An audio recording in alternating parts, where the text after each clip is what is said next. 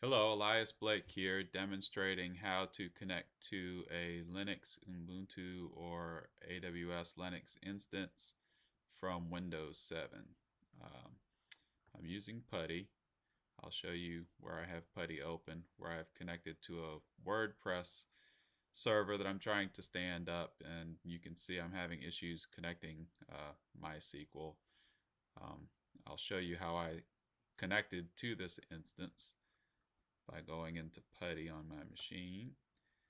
I downloaded Putty from the link that was in my beginning slide, and it's important to download the entire suite so you can use PuttyGen, as you can see here, to convert your key file that's associated with your AWS instance.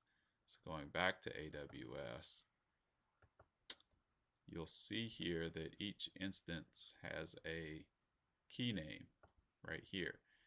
And you can see I have two instances that are actually using the same key name, which is okay for testing. But it's good to name these appropriately so you know which instance that they're associated with.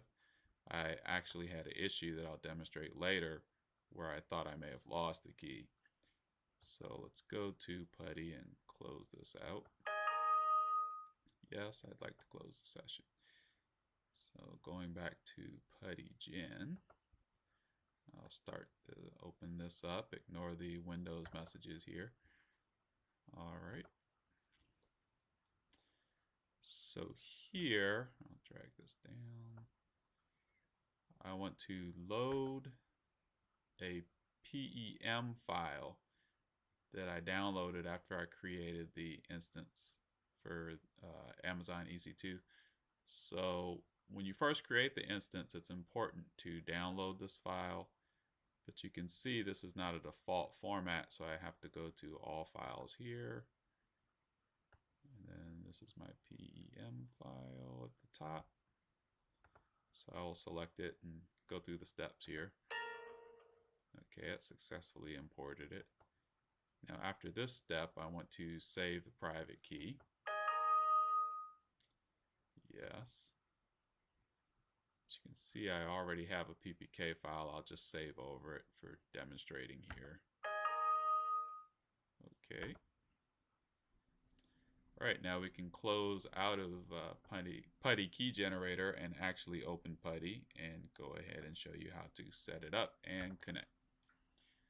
So I will run Putty here, and you can see this is my WordPress connection that I have here, and I'll close that and go back into it because you need to see how it's configured.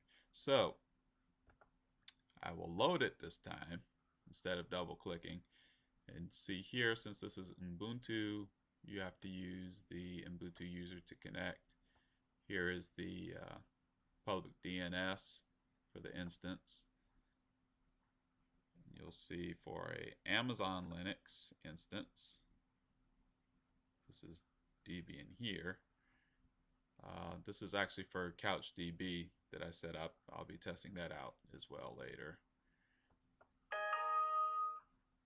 And this connects with root. As you can see here, it connects with root instead. So let's go back in one more time to Putty, and I'll show how all this is set up by importing the key that I created earlier. So go down to SSH here, under connection, auth, and under auth you can see, you can pull in the PPK files. So effectively you don't need a password at this point. You're authenticating with the key file. So in a nutshell, that's how you connect with Putty on Windows 7 to a Linux instance in the EC2 management console.